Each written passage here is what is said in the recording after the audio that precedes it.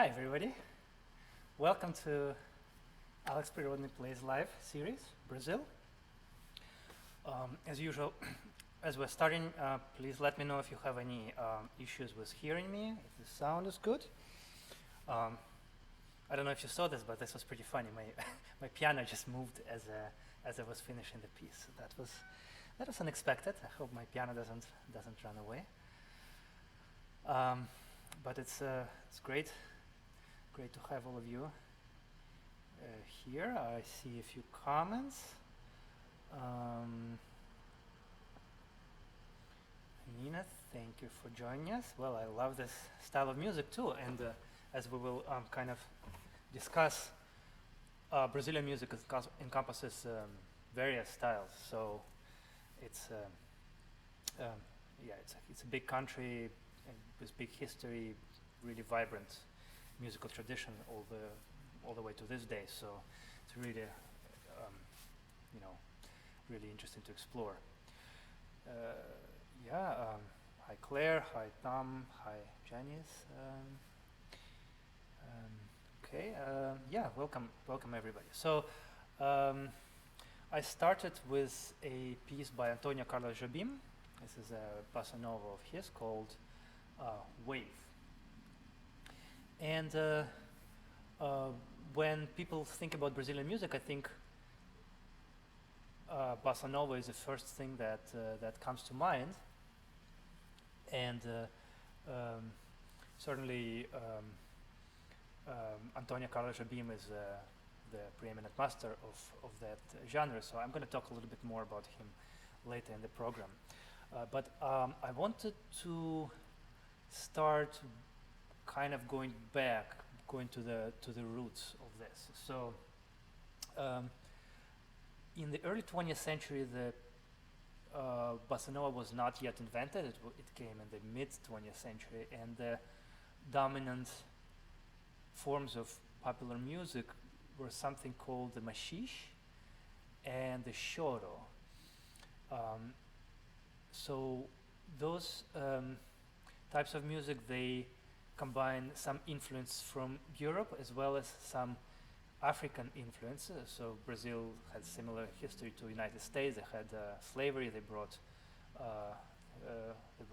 folks from Africa to work on their plantations and all of that, coal mines, and the slavery ended, I believe, around the same time. It was maybe a little bit later than in the United States. And the Brazilian music as we know it, all of those styles, samba, bossa nova, choro, forró, is a kind of confluence of basically those two big elements, European and African, and with some indigenous musical traditions. And choro was one of the first kind of attempts to combine the two, and I kind of like to compare it to when you make a drink, like you make a certain kind of drink where there are two layers, a layer of something on top and a layer of something at the bottom, and they don't really mix.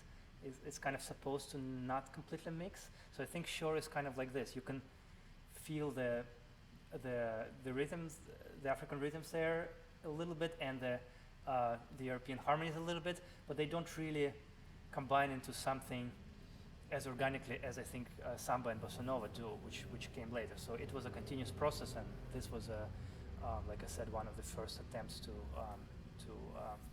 combine those two things together. So I will start with this really lovely piece by a composer called João Pernambuco. This is from, I believe, 1920s. And this is called Sons de Carrilhões, which means sounds of bells. And that's, I think, gives you a good taste of the early Brazilian music. So here we go.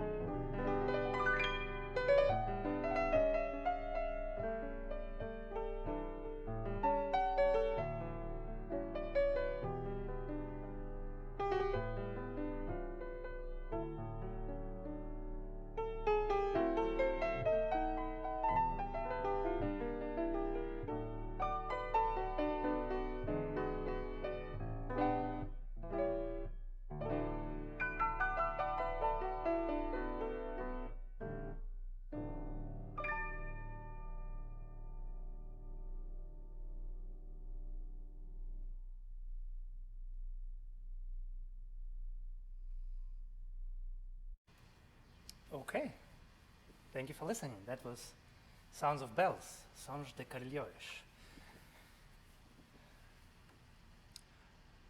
All right, well, I think you've noticed when I did, when I switched to this camera, you've noticed this little thing here, and some of you were wondering what it is.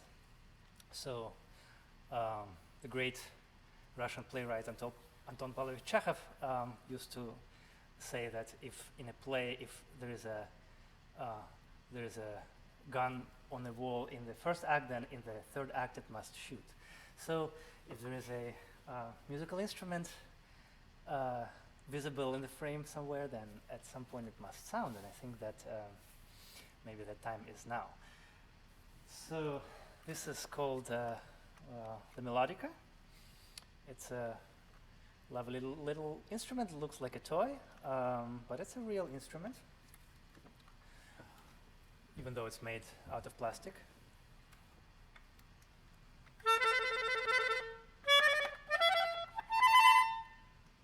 Sounds a little bit like accordion. So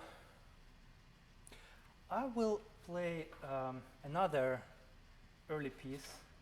This one is by a great master of Shoro. His name was Pishinginya. Really fun name to pronounce, Pishinginya.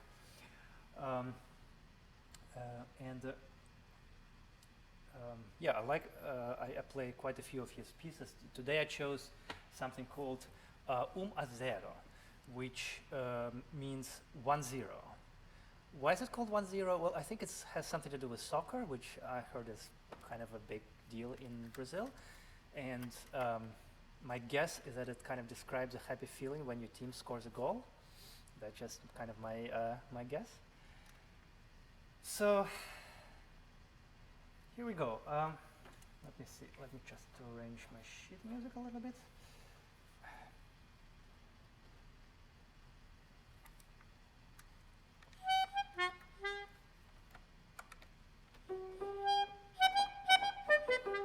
I'll try to play at the same time. Okay, here we go. 1-0 by Pishinginya.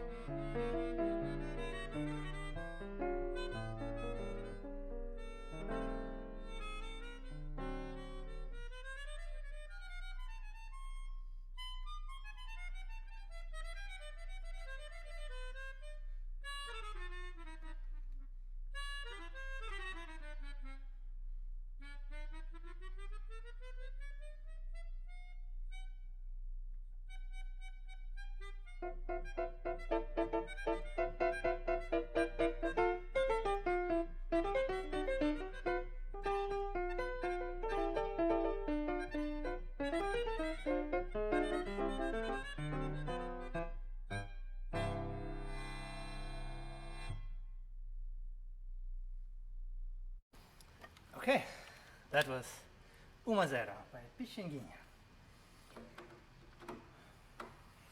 Oh, I need to catch my breath after this.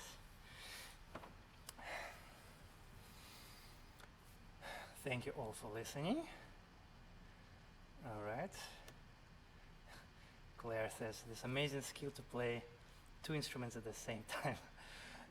It's well,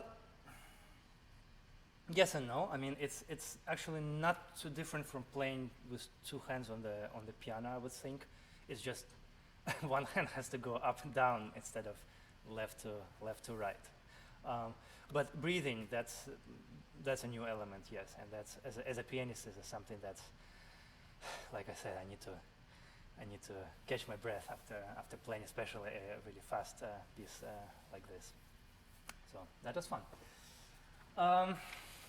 So now we come to bossa nova. So that genre of music was born in post World War II Brazil, and there are three names you need to know that kind of brought this style to life. So the first one is Vinicius de Moraes, is a poet who became a lyricist, who wrote most of the lyrics of the songs that you know, the Girl from Ipanema, Desafinado, Corcovado, Insensatez, Chega da Saudade, all of the classics were basically his poems and his lyrics. The second name is Tom Jobim, who was actually the composer who wrote all those pieces. And the third was João Gilberto. João Gilberto was a guitarist and a singer. And it was actually João Gilberto's invention how to play the rhythms on the guitar in a way that kind of mimic the rhythms of the samba marching band. So the idea of bossa nova is basically taking the rhythm, those African-derived rhythms of samba, which, you know, if you've ever seen kind of a clips from Carnival in Rio, if you're lucky enough to have been there, it's very loud, very fast, very energetic. It's unbelievable kind of just energy and vitality there. And bossa nova took those rhythms and slowed them down and made them into this kind of very slow, very sophisticated kind of type music that was essentially the same rhythms, the samba rhythms, but they were just a little bit slower, a little bit quieter, and it became very beautiful. So that was an innovation of Tom Jobim and of João Gilberto, who found a way to play those rhythms on a guitar the way that they were never played before. And another thing I want to mention about this music is that in those times when this music was created, Brazil was living through a period of dictatorship, quite long period, not a good period in its history, I think. So the powers, there, they were very suspicious of any kind of criticism, and some of musicians had to leave Brazil, and some had police spying on them, and all of this. Now, bossa nova music, like the lyrics of Vinicius de Moraes, they were never political, not even in the slightest. They were talking about things like love, mostly nostalgia, kind of it was exploring the inner world. It was really never political. But the way music itself so beautifully combined the African rhythms and European harmonies, actually that was made a lot of people uncomfortable at that time. And I saw articles in Brazilian press of that time. Somebody showed me how, they were just incensed because they knew what this meant. So even without being overtly political, this was a challenge to kind of this white supremacist, let's say it plainly, dictatorship that they had at the time. It was a challenge to that system, even without challenging it directly. So that's quite something interesting to know about bossa nova that maybe you didn't know before. So I'm going to play two pieces by Jobim, which were performed by Jorge Alberto and with lyrics by Vinicius de Moraes. The first one is called Chega de Saudade. That's actually the first bossa nova ever written. That was the whole predecessor of this genre. Chega de Saudade means no more blues. And the lyrics, I'm not going to sing, but the lyrics are very beautiful. It talks about missing your loved one, and how if she were to return, then I would give her more kisses than there are fishes in the sea. I like this line. So that's Chega de Saudade. And the second one I'm going to play is actually samba. It's a kind of a bossa samba hybrid. It's called Samba de uma nota só, which means one-note samba, and that's Tom Jobim's attempt to write a melody with only one note. So hope you enjoy. Chega de Saudade and one-note samba.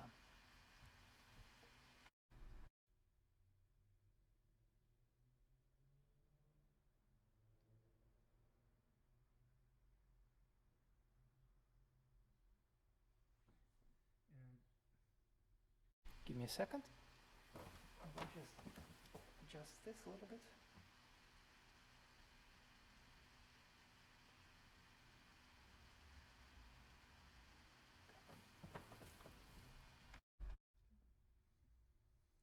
Sorry about this. Okay.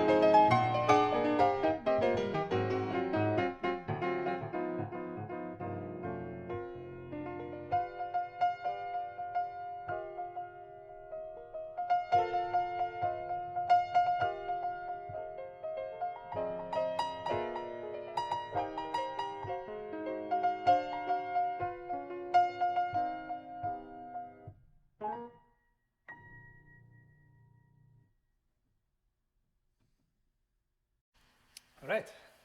Thank you for listening. That was One Note Samba.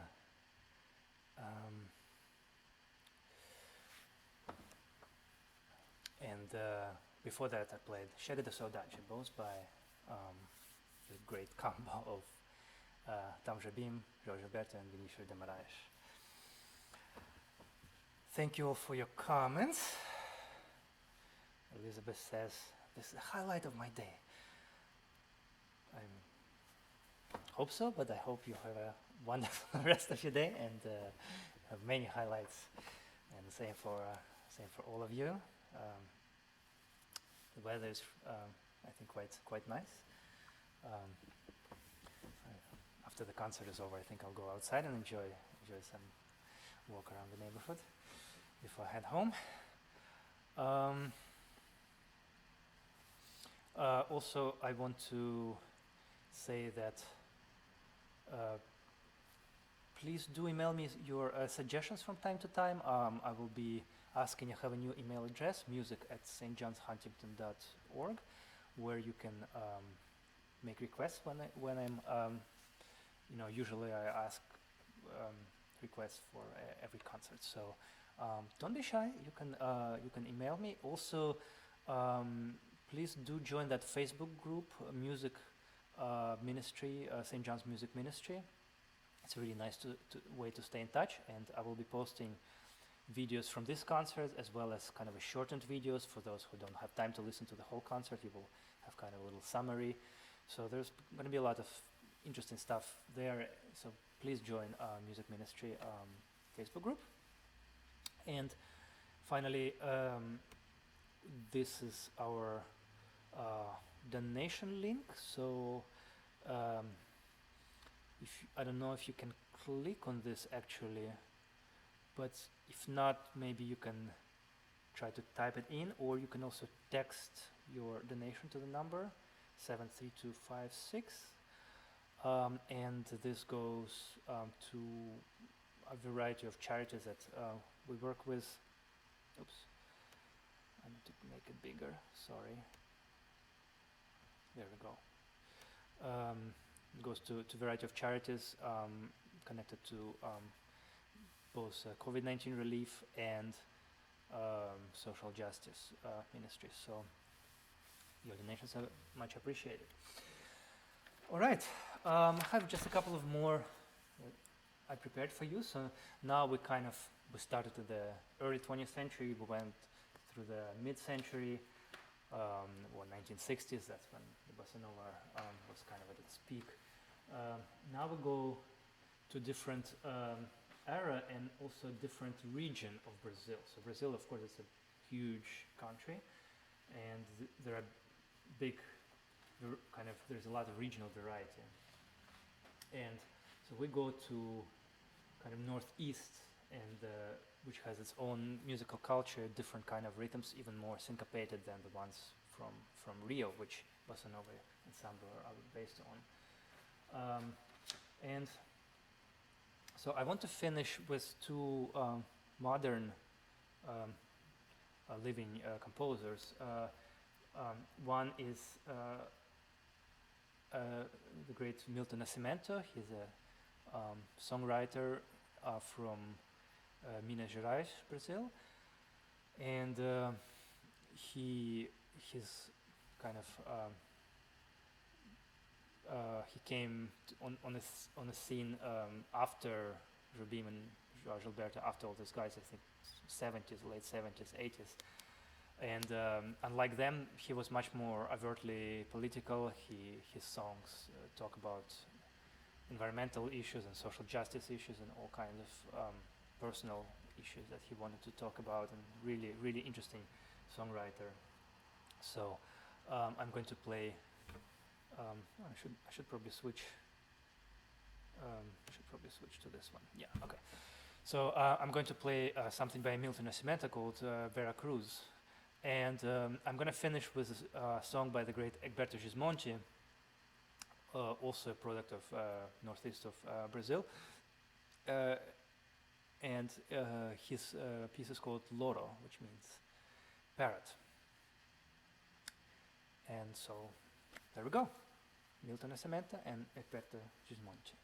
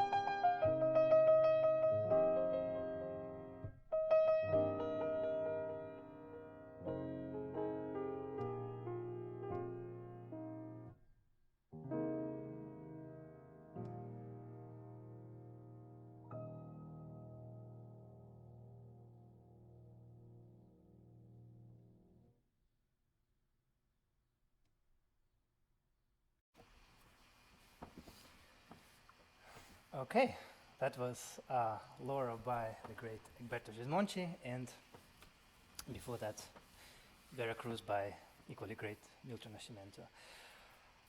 Well, that's all I have prepared for you today. Do you guys have any last-minute requests? If I know something I could play, but if not, I mean we are kind of over an hour, so we can just stop right here. And I'll just wait for a minute or two for any comments. Let me read through the comments. Claire says, "Do your hands and fingers ever tire?"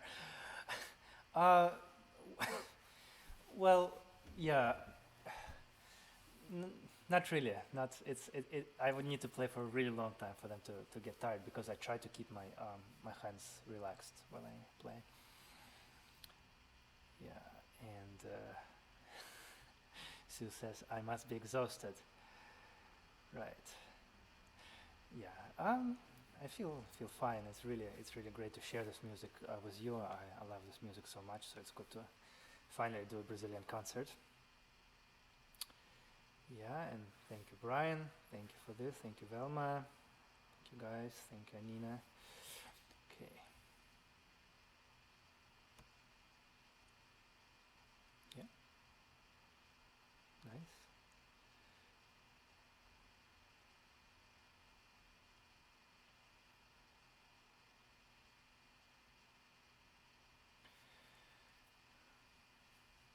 Thank you, Patricia. Yeah.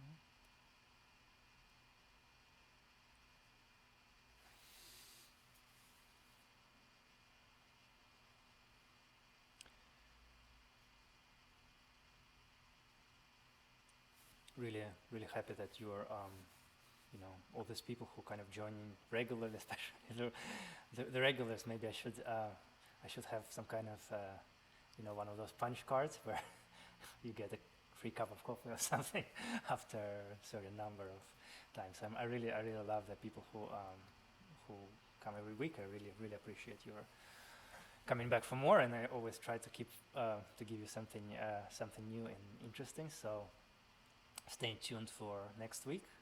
I have some ideas, but I think I I kept announcing exactly what I'm going to do next week, and then a couple of times I had to change it. So I think I will announce later in the week what I will do next Sunday, and I think we have two or three more concerts left by me, and then we're gonna have a series of different concerts from other musicians around, connected to our parish. We really have a lot of talent here, so we will try to keep this series going through the summer, whether it's with me or others playing. But I think it's such a good thing that we're doing, that we are raising money, and that we are keeping connected. So it's really a win-win-win, I think. Thank you again for listening. Yeah. Brian, how can any request top what you have done?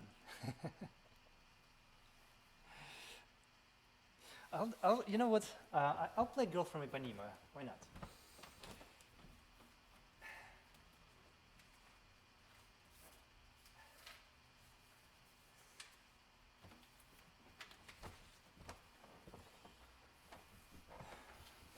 If we have a bossa nova concert, we should play Girl from Ipanema at some point.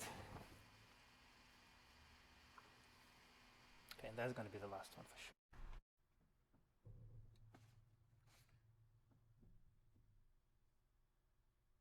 And what I'm going to play is my rearrangement of Girl from Ipanema. So if you know the song, some of the chords will sound new and fresh, hopefully.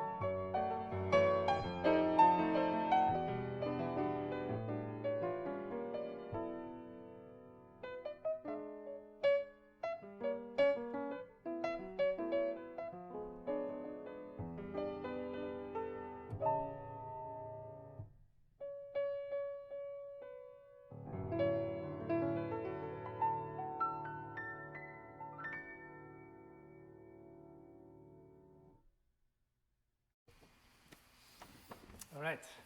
Thank you all so much. Really nice playing for you all and share this music with you, and see you next week. Thank you, thank you, thank you.